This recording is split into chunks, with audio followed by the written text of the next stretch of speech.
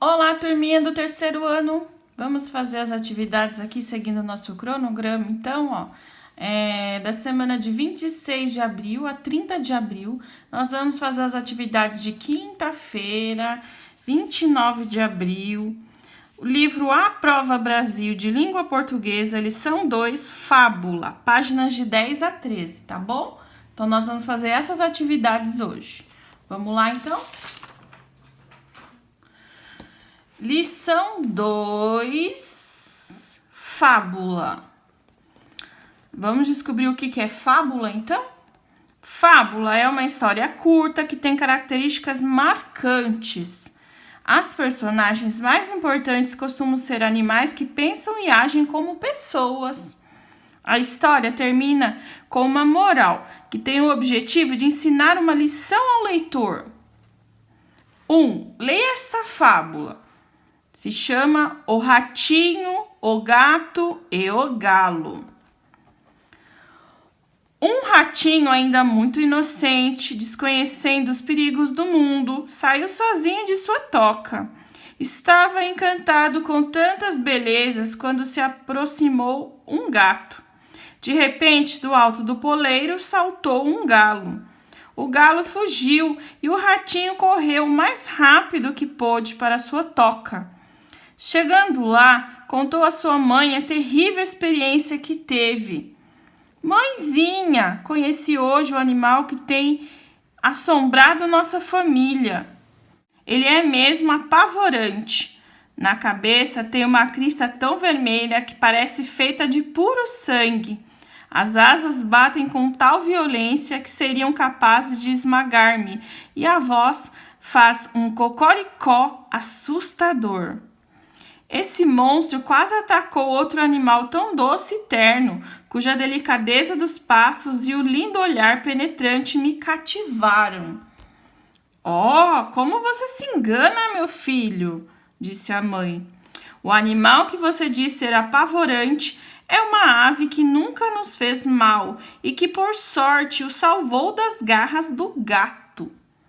Moral: as aparências enganam. Essa fábula é Fábula de Esopo, recontada por Marisa Sanches. A questão 2 agora aqui embaixo, ó. Quem é o personagem principal da história? Você prestou atenção na história que a Pro leu? Então você vai saber quem é a personagem principal. Aí você vai colocar o nominho dele aqui, tá? Se é ali o galo, se é o ratinho, se é o gato, ou se é a mãe do ratinho, tá bom? Aqui na questão 3. Para quem o ratinho conta o que aconteceu no passeio? Para quem que ele conta na história? Questão 4. Quais foram os animais que o ratinho encontrou quando saiu da toca? Quem que ele encontrou lá? Vocês vão colocar aqui. Questão 5. Sublinhe de azul a parte do texto em que o ratinho descreve o galo. Sublinhe de vermelho a parte em que ele descreve o gato. Então, você vai voltar lá no texto e vai pintar de azul. A Pro tá sem lápis de cor, então eu só vou passar o lápis embaixo aqui, ó. A parte que ele descreve o galo. Então, você vai pintar de azul, ó, que ele fala aqui, ó, uma crista vermelha, esse trechinho aqui, tá? Toda a parte que ele falar como o galo é, você vai passar o lápis azul embaixo, tá bom? E lá de vermelho, você vai passar o lápis na parte que ele descreve o gato. O gato tá no final do texto, né, ó?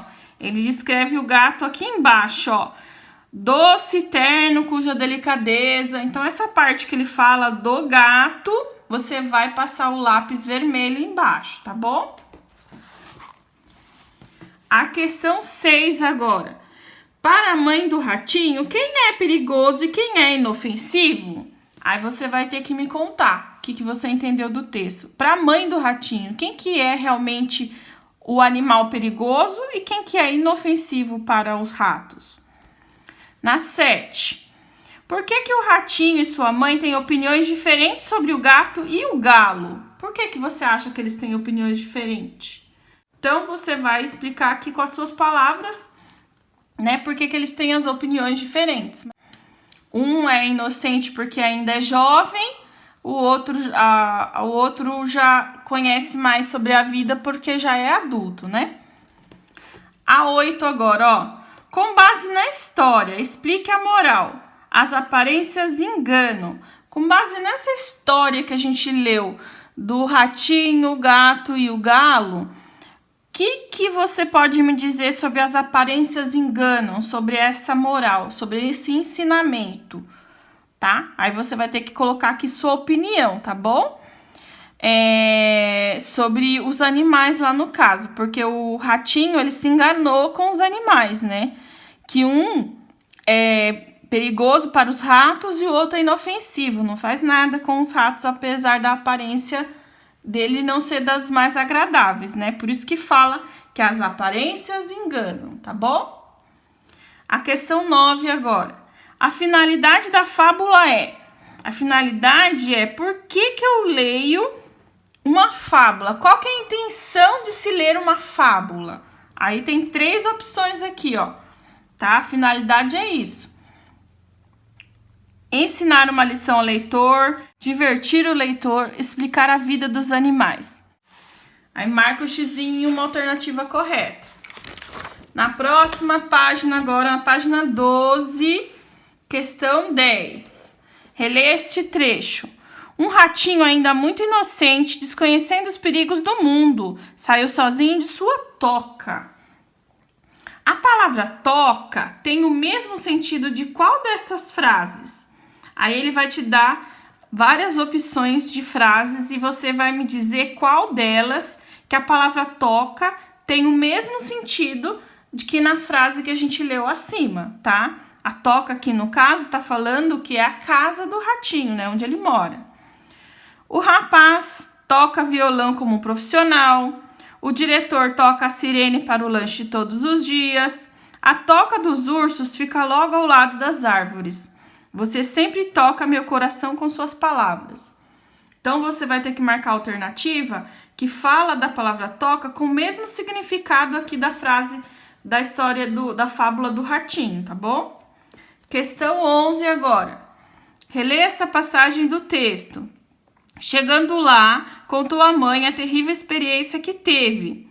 A palavra lá refere-se a quem essa palavra refere-se, tá?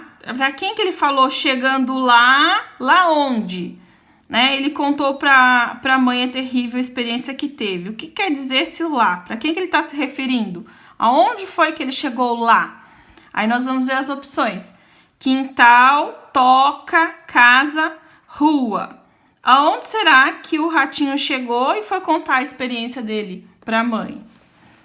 Só pensar um pouquinho na história que vocês vão saber. A 12. Numere os trechos de acordo com a ordem que os fatos acontecem na história. Então, aqui são trechos da história que você vai numerar conforme o que aconteceu lá na fábula. Então, a Pro vai falar o primeiro aqui para vocês, ó. Que é esse aqui, ó. Ó, o número 1 eu vou dar para vocês, que é a primeira coisa que acontece lá na historinha da fábula do ratinho, ó. Um ratinho ainda muito inocente, desconhecendo os perigos do mundo, saiu sozinho de sua toca. Qual que é a segunda coisa que acontece na história? Se eu não me lembro, eu posso voltar lá na fábula, aqui na página anterior, e ler novamente para eu achar o que vai acontecer depois.